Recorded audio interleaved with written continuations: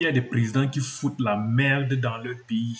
Il y a des présidents qui ne foutent rien, qui prennent des centaines de milliards ou leurs ministres pillent des centaines de milliards. On ne voit personne parler dans ce genre de pays-là. On vous attend de partir les dégager là-bas, personne ne parle. Mais vous vous concentrez plutôt dans des pays où le président est en train de faire son effort pour sa population. Les hôpitaux qu'il construit là-bas, qu'on entend là-bas qu'il construit au Burkina Faso. Vous ne voyez pas ça. Les écoles qu'il est en train de reconstruire, qu'il est en train de construire, les usines de transformation, que ce soit d'or ou bien de tomates, tout ce qu'il est en train de faire là-bas au Burkina Faso, personne ne voit ça. On voit juste comment il est en train de piller de l'or pour lui et son gouvernement. Est-ce que vous voyez même des pays là-bas en Afrique? Est-ce que vous connaissez même les pays en Afrique, les pays à côté du Burkina Faso là? Vous voyez ce qui se passe là-bas? La corruption ou l'unité de vol, c'est le milliard. Vous laissez tous ces pays. C'est le Burkina que vous avez trouvé. Audacieux. Les anglophones sont généralement très audacieux. Je vous donne un exemple simple. L'Afrique du Sud a résisté à l'apartheid pendant très longtemps. Ils se sont battus. Ils sont partis en rébellion contre les Blancs. N'est-ce pas? Pendant que dans beaucoup de pays africains, les gens venaient vers les Blancs. Hey, chef, laisse-moi te porter sur les kikouilles. Je vais te... Les Anglo, c'est vrai qu'il y a eu quelques francophones qui ont essayé. Bon, il y avait eu des trahisons entre eux et même on commençait à se tuer. Enfin bref. Les Sud-Africains ont résisté. Ils se sont libérés eux-mêmes avec l'effort qu'ils ont fourni et surtout la jeunesse qui est sortie dans les rues, acceptant de tomber pourvu qu'ils aient leur indépendance. Acceptant de tomber. Ils n'ont pas pleurniché, oh non, on nous menace ici, on nous agresse. Non, ils sont sortis dans les rues, on les a tirés dessus. Certains sont tombés, d'autres sont... Voilà. Les Swahili disent, Swahili c'est la langue la plus parlée d'Afrique, hein. Partout, l'Ouganda, Burundi, Rwanda, Kenya, Tanzanie. Wawili wakufe, watatu wasonge, wenye watabaki watajenga inchi. Wawili wakufe, watatu wasonge, wenye watabaki watajenga inchi. C'est-à-dire que deux tombent et trois avancent. Ceux qui resteront construiront la nation. C'est-à-dire, dans toute révolution, il y a des gens qui doivent partir. Il y a des gens qui doivent mourir. Mais les gens du continent, surtout les francophones, ne savent pas comment mourir. Et bon, il y a spécifiquement certains qui sont vraiment champions à ne pas mourir. Mais dans chaque révolution, il faut que le sang coule. Le sang doit couler. Il ne peut pas y avoir de révolution sans effusion de sang. Ce n'est pas possible. Alors, ce sont des gens qui me touchent particulièrement par leur courage, leur audace. Bon, pas plus tôt qu'hier. Il y a les Kenyans aussi qui sont sortis dans les rues pour résister à la loi que leur imposait William Ruto. Une loi selon laquelle il fallait payer des taxes pour les bandes hygiéniques, taxes pour pain, taxes pour huile, taxes pour traitement de cancer, qu'ils ont trouvé complètement inacceptable. Pourquoi? Parce que le gouvernement avait mal managé l'argent. Ils ont bousillé l'argent qui leur a été prêté. Alors, fallait trouver un moyen raccourci pour se refaire de l'argent. Les Kenyans sont sortis dans les rues. Ok? Beaucoup sont tombés. Mais cette loi a été abolie. Chez vous, on va vous l'imposer, comme on a imposé dans d'autres pays, si on vous impose des taxes de téléphone, l'argent. Donc, tu fais un appel. Quand tu fais un appel, on te coupe quelques pourcentages. Ça va dans quel compte, on ne sait pas. Mais bon, les gens sont incapables, on n'aime pas mourir, on aime secouer les fesses, remuer la chair, c'est ça. Les anglophones sont des gens très inspirants. Je pense que il faut prendre le temps d'aller voir. Pas seulement visiter pendant 2 semaines. Vivez-y pendant un temps pour remarquer. L'Afrique du Sud a réagi. C'est-à-dire, aux accusations sur Ibrahim Traoré, monsieur Julius Malema a parlé très fort. Parlé très fort contre qui? Contre les États-Unis d'Amérique. Les Africains francophones ne font jamais ce genre d'histoire. Ok? Je répète. L'Afrique du Sud vient de réagir aux attaques de général anglais à l'égard de monsieur Ibrahim Traoré. Ok? Julius Malema s'est mis debout, il ne s'est pas caché. Il a pris un parlophone pour dire « Nous nous opposons à l'attaque injustifiée sur Ibrahim Traoré ». Combien de francophones l'ont fait? 0. Quand on a attaqué au Mali, je vais vous donner l'exemple, soyez calme.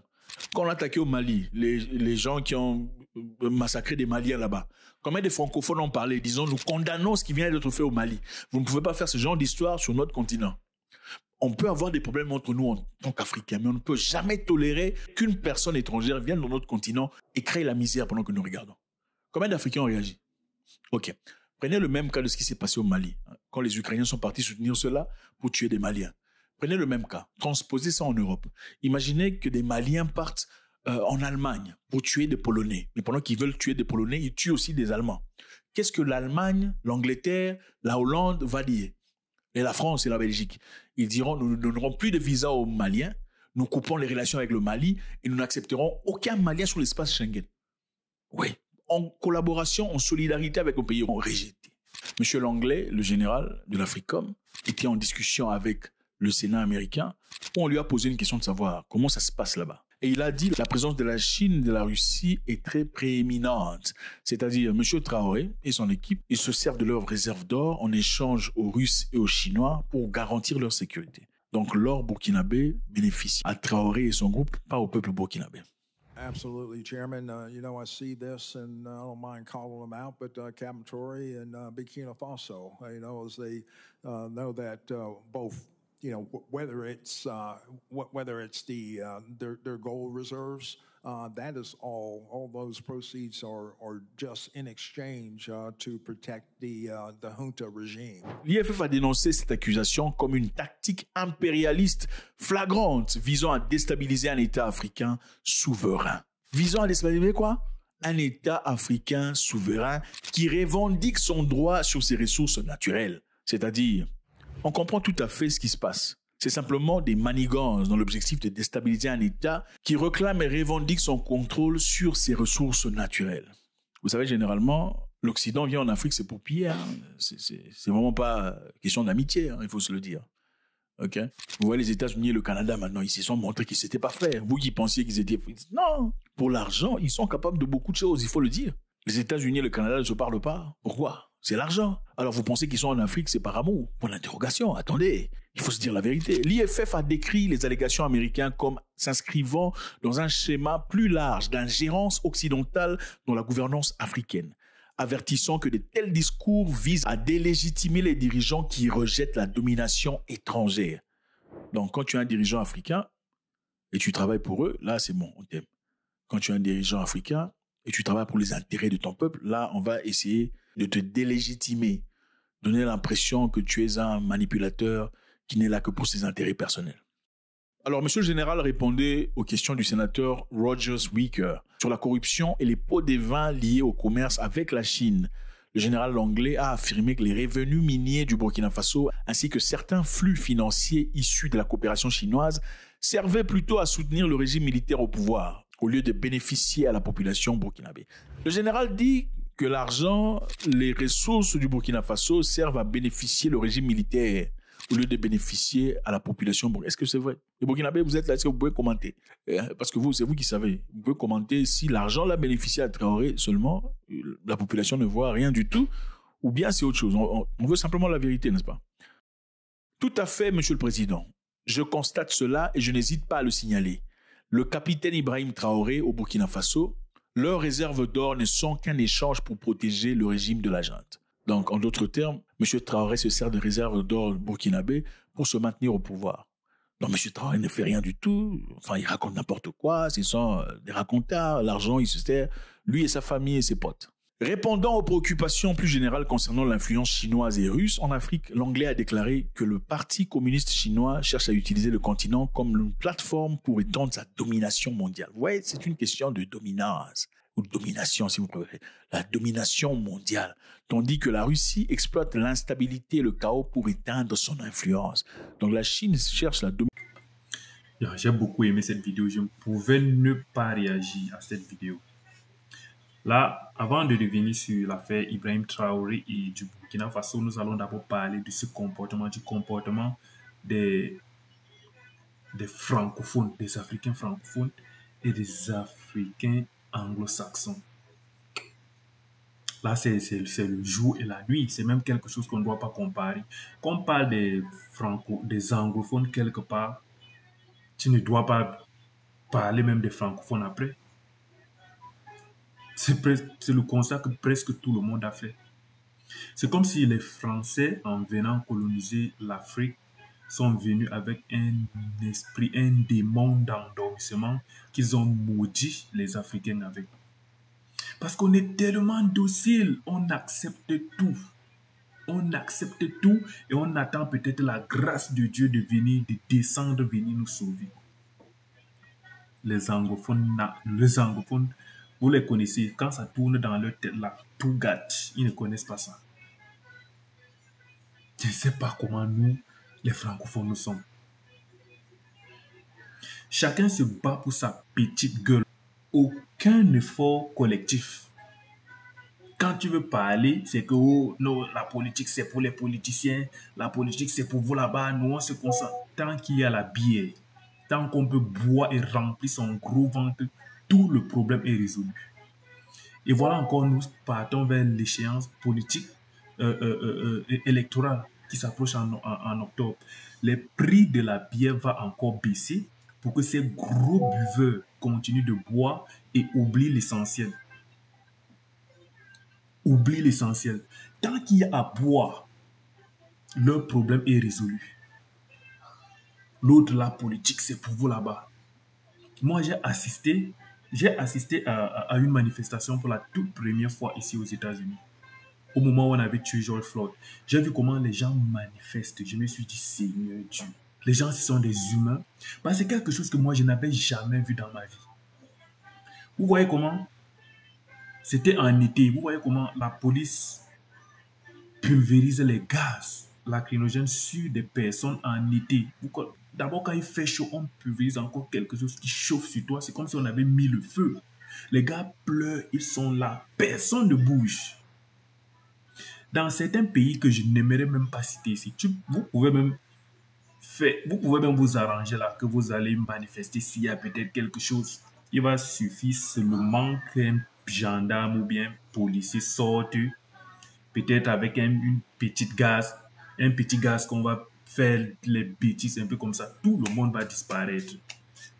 Après, on va venir avec des langages de sauvage. Je veux voir mes enfants grandir. Ça veut dire quoi? Quand j'entends les mots même comme ça, là, j'ai envie de vomir. Je veux voir mes enfants grandir. Grandir dans quoi? Dans la misère.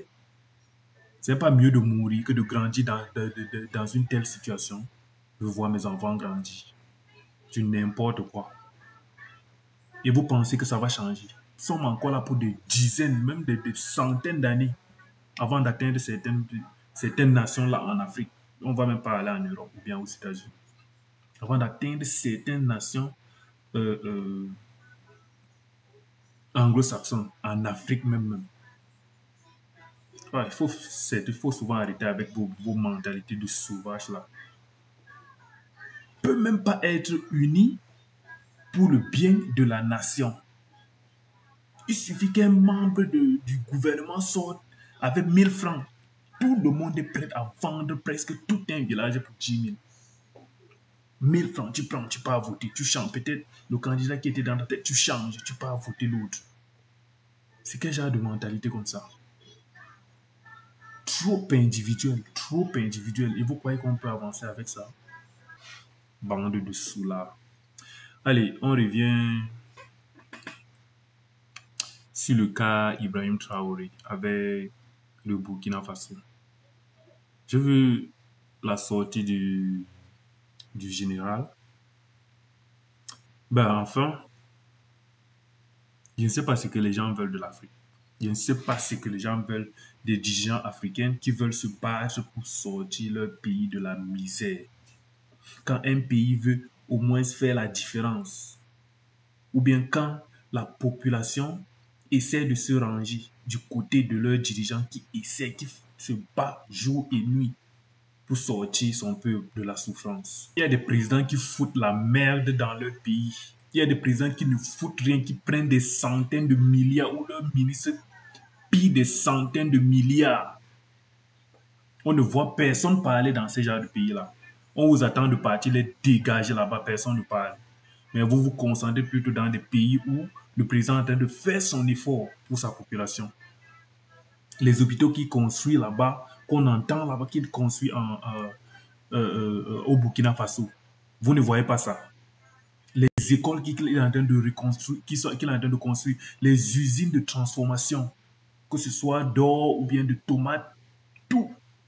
tout ce qu'il est en train de faire là-bas au Burkina Faso, personne ne voit ça. On voit juste comment il est en train de piller de l'or pour lui et son gouvernement. Est-ce que vous voyez même des pays là-bas en Afrique? Est-ce que vous connaissez même les pays en Afrique, les pays à côté du du Burkina Faso là? Vous voyez ce qui se passe là-bas? La corruption ou l'unité de vol, c'est le milliard. Vous laissez tous ces pays. C'est le Burkina que vous avez trouvé.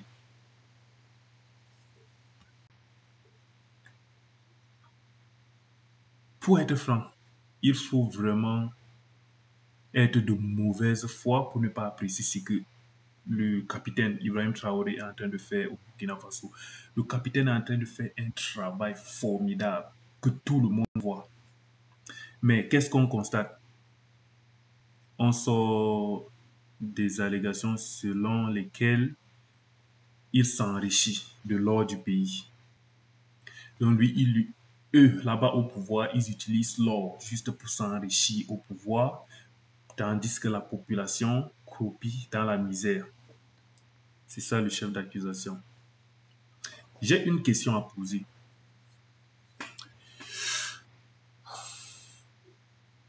C'est Ibrahim Traoré qui vous a fait comprendre pour la toute première fois qu'un président utilise l'or du pays pour s'enrichir avec les membres de son gouvernement, tandis que sa population croupit dans la misère. C'est seulement chez Ibrahim Traoré. Je ne suis pas en train d'affirmer que c'est ça qu'il a fait. Avant qu'on revienne d'abord sur la réalité. Donc c'est Ibrahim Traoré qui vous a montré ça. Il y a un certain pays là vers le nord où la tête du président est carrée, gros comme ça. Vous voyez tout ce qu'il fait là-bas avec la population. Vous voyez comment la population est misérable dans ce pays. Vous voyez comment il n'y a pas le droit.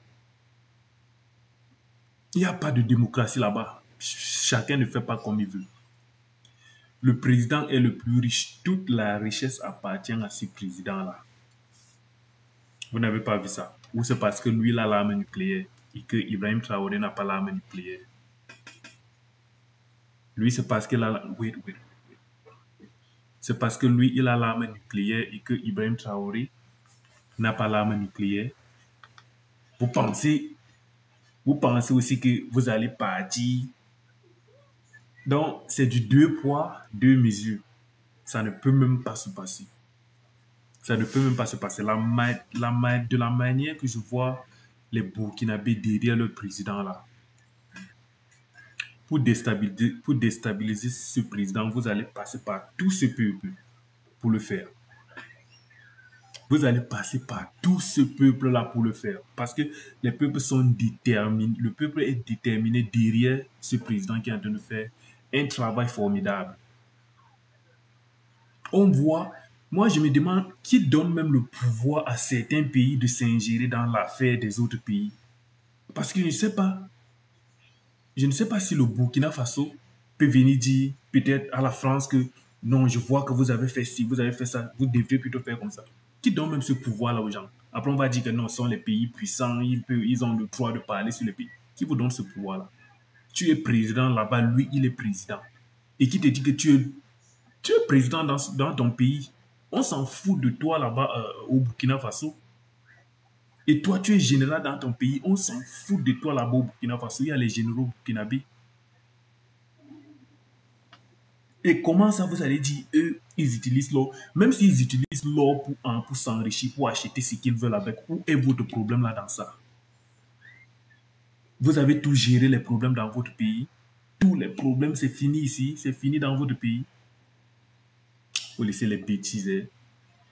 Ouais.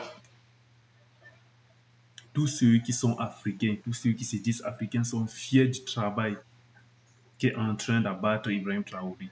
Et je suis sûr que les Burkinabés vont le soutenir jusqu'à la fin. Et rien ne va lui arriver. Rien ne va lui arriver. Tout ce que vous planifiez là, ça va tomber dans l'eau. Alors les amis, dites-moi ce que vous avez pensé. Et est-ce que Ibrahim Traoré est en train de faire un travail formidable? Est-ce que les États-Unis est dans ses droits d'intervenir au Burkina Faso? Dans tous les cas, dites-moi ce que vous pensez de la vidéo. Pour ceux qui viennent de découvrir ma chaîne, n'oubliez pas d'activer, n'oubliez pas de liker, de commenter et de vous abonner, puis activer la cloche de notification pour les prochaines vidéos. Ceci étant dit, les amis, on se prend à la prochaine vidéo. Ciao.